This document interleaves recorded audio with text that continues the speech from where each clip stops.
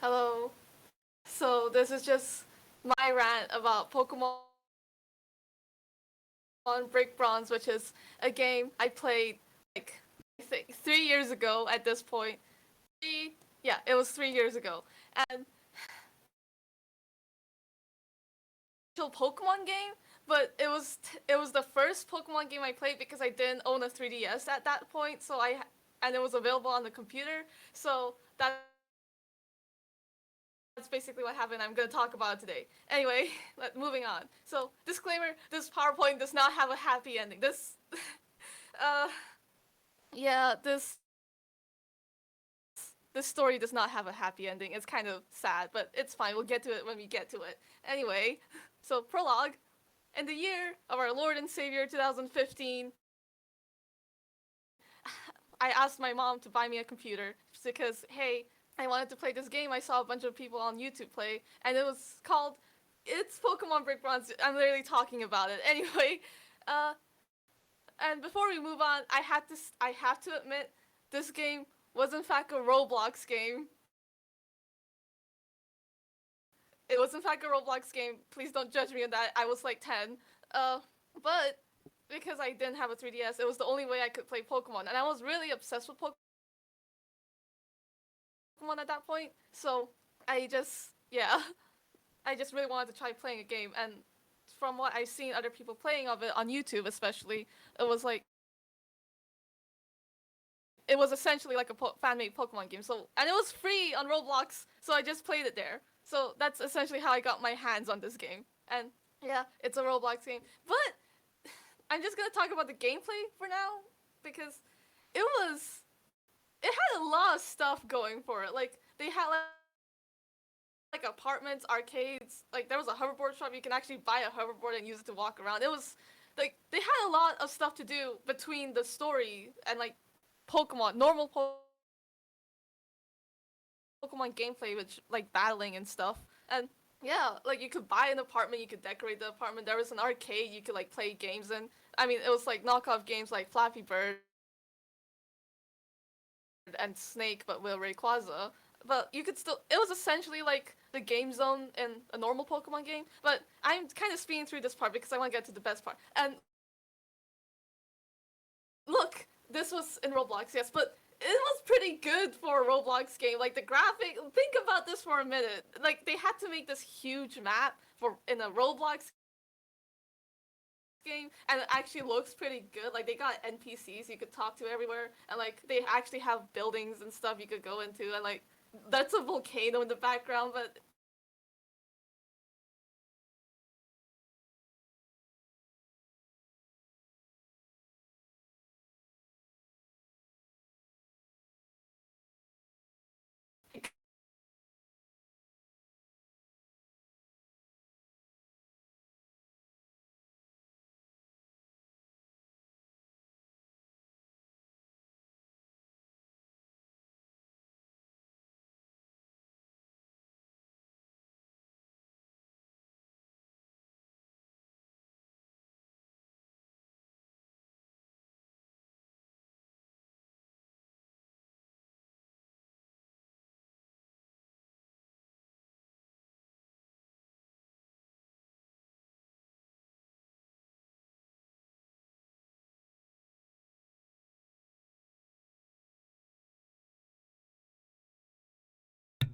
Technical difficulties, everybody. We'll get right back on that.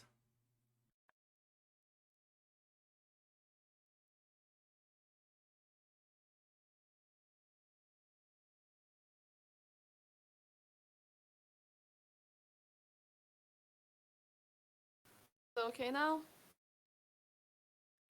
Yep, you're good. You want to start streaming again? To share the screen again. Uh, Yeah. Oh, there okay. was. Where did I left off?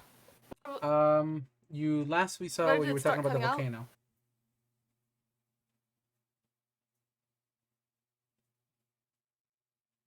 Do you hear me? Yes. Yeah, I can hear you. Yeah, the volcano. Okay. If you want to head over that way. Where did we leave off? The volcano. The volcano. Okay, going back. But yeah, uh, are you gonna start recording again? Is it still recording? It's still recording. I didn't pause it. You're good.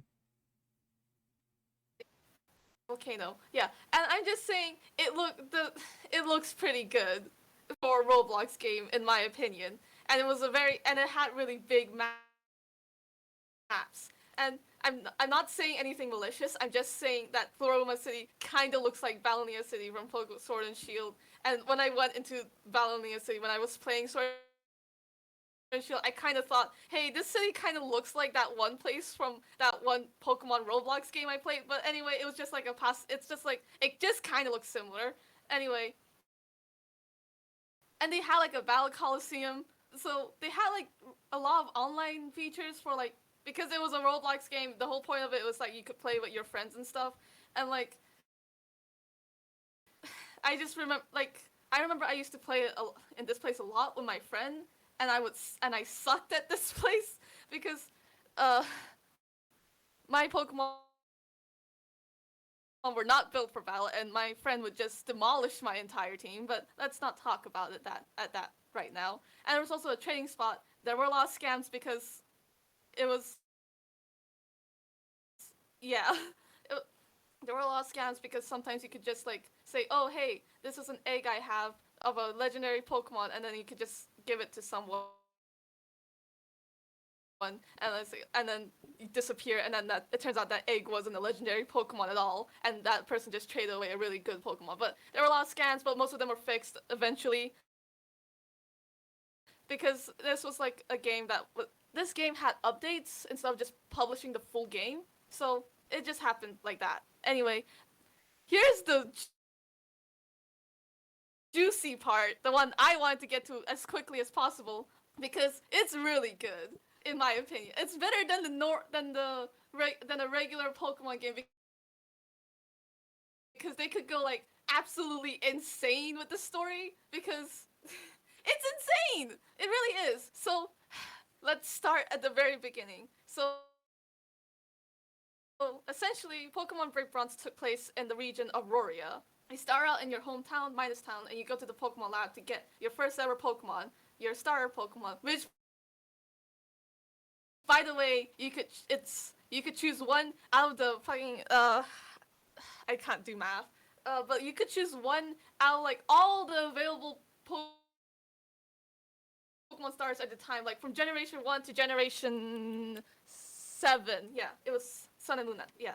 To like, you could choose one from Charmander or you could choose like Poplio or Littens. It was all the Pokemon, and I chose Oshawott because Oshawot's the best. Anyway, you start the game off, and basically Jake, your rival, says like, oh hey, let's go get our Pokemon. But before we do that, you go talk to your parents, which by the way actually play an important role in this game. They're just not just staying at home saying, oh okay, have a good nice time in your Pokemon journey, you can come back anytime. No, they're like archaeologists who are studying Pokemon history or something like that. And as soon as you get your first star Pokemon, they give you this bronze brick for as a gift, which it's the title of the game. But they give you this weird bronze brick at the start of the game, and they're like, we found this, and we're gonna give it to you because we're not entirely sure what it does. So use this as a good luck charm or anything. Anyway, go ahead, explore the region, and then you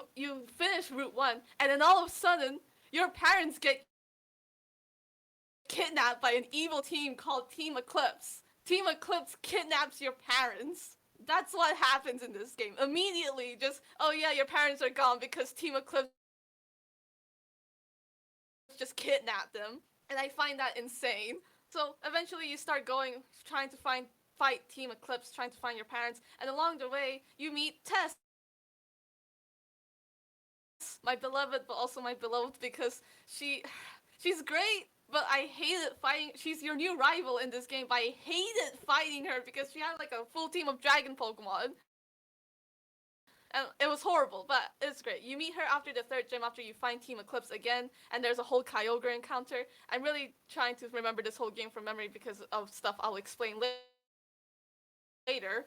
And essentially, you you just travel with Tess and Jake now and to try and find out what the fuck is happening with Team Eclipse, and eventually you end up in the fourth city with the fourth gym in it, Anthean City, that's in the sky and is powered up by like electricity or something. And then in Anthean City, this is when shit really goes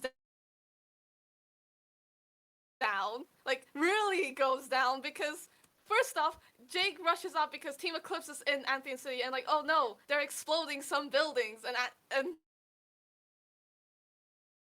Jake is like, oh no, we had to stop that, and he rushes ahead, but like he ends up getting kidnapped by Team Eclipse because we couldn't help him, and there are too many Team Eclipse members, and like so now Team Eclipse has your parents and your best friend, who's your rival, in their base, and now both of them are kidnapped, and then also they decide to like explode the entire city because the city's in the air and they're gonna explode it and then it's just gonna drop to the floor. So essentially, killing a lot of people, I think. But luckily, there was this Absol that was following you on your journey that you also got. So that's that too. So the Absol helps you because it sensed the disaster that was happening. So now you got an Absol on your team. And but like Team Eclipse is still gonna destroy the place, and then it turns out your weird bronze brick thing that your parents gave you summoned the legendary Pokemon Palkia and Dialga, and they help fix everything, but Jake is still kidnapped. And like a lot of stuff goes down in Anthean City if you catch my drift. Anyway, after that you decide like, okay, we're gonna really try fighting Team Eclipse. So we're gonna go to like other we're gonna keep going on my Pokemon journey, and I'm also gonna fight these gym leaders because I need to get ahead, and I can't pass if I don't fight the gym leaders. And like, you just keep going and going until you reach, if I remember correctly, yeah, it was the sixth gym. The sixth gym, which was the grass type gym, which I hated because grass types. Anyway, you get there and you're like, okay, we're going to the next gym, and then along the way Tess goes ahead and she's like, okay, I'm gonna go ahead because I'm gonna try getting to the next town before you while you try to get your gym badge. And she goes ahead and she gets ambushed by Team Eclipse asking her to join, and she's like, okay, I'm not gonna join. And then a horrible truth is revealed. Yeah, I forgot about the slide. But anyway, a horrible truth is revealed because it turns out Jake joined Team Eclipse, which was insane. Because what? How? Why? Why are you joining Team Eclipse? They kidnapped you and they kidnapped my parents. Also, they blow stuff up a lot. And like, you're just, what's happening? What's happening? What? Going back to the previous slide, they want to get the Team Eclipse doesn't know that your bronze brick can like summon legendary mythical Pokemon, and like your parents were researching that stuff, and like it turns out the bronze brick can like summon Hoopa apparently, which is like the Pokemon that Team Eclipse wants to summon. So yeah, and they don't know about it until like now they want to try getting you. So Jake asks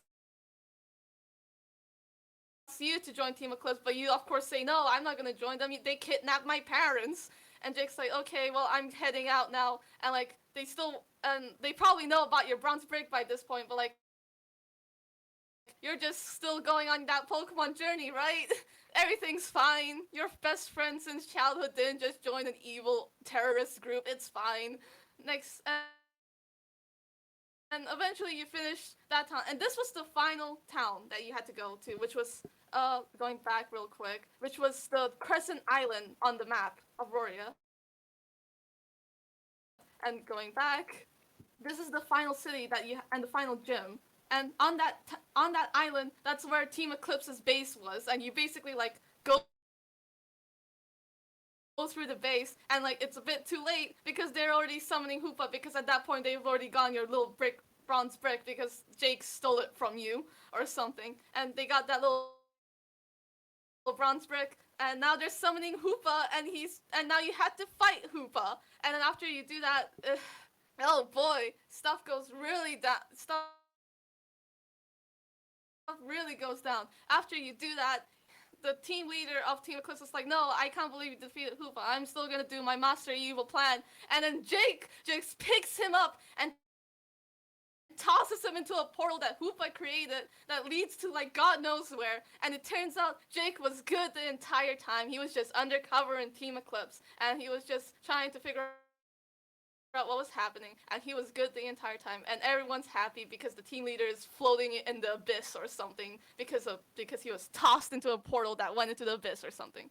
And then like an earthquake happens, and turns out Jake gets sucked into the portal too. So that's not great. Because it turns out he wasn't evil, but now he's stuck in the void with the goddamn team leader. And then Looker comes in. Remember, Looker from the original Pokemon games just comes in and it's just like, oh yeah, don't worry, we're gonna help find Jake, but he's probably gonna be stuck in the void for a while. It's fine. It's fine. It's not like it's not like he's dead. He's fine. Everything's fine. And now you're just standing there, just what? But are you gonna do something about it now? And he's like, no, we'll do something about it later. And Tess is also like, what the fuck? No, what? And then you just, okay, well, I guess, and that was the update for that. So that was the story so far. And like I mentioned before, there were like, this game wasn't fully finished from the get-go. It had updates, and this island, Eclipse Island, was the final update so far. And now the only thing left was to basically defeat the Elite Four, right? Well, here's where we get to the tragic end of this entire thing, because you had the the 8 gyms, and all that was left was the Elite Four, which like their little place was already there. You just couldn't unlock it because the Elite Four were gone, and you needed all eight gym badges, and like you were going to battle the Elite Four. That was the final update. That was gonna be like the end of Pokemon Break Bronze with you finally find the Elite Four and the champion, and then Pokemon Break Bronze was removed from Roblox because of copyright issues. At April 2018, it was removed for copyright issues. And that still makes me sad to this very day, because they only had one more update to go and then the game would be finished, and that was it. But because of copyright issues, after like 3 years just being normal, copyright issues came and destroyed everything. And so I just want to say, let's pay respects to Pokemon Brick Bronze for being an amazing fan-made game on Roblox with a back-ass story, which was amazing for me. Just having having the saddest death I could ever think of, because it literally just had one more update. And then later, while researching this topic, I found out that there was gonna be a sequel to Pokemon Break Bronze, which was gonna focus on Tess trying to break Jake out of the void, trying to find Jake after he got transported into the void. And I was like, there was gonna be a sequel? Are you kidding me? And yeah, this was the saddest day of my life, because my first Pokemon game I ever played with the highest level Pokemon I've ever trained just gone because of copyright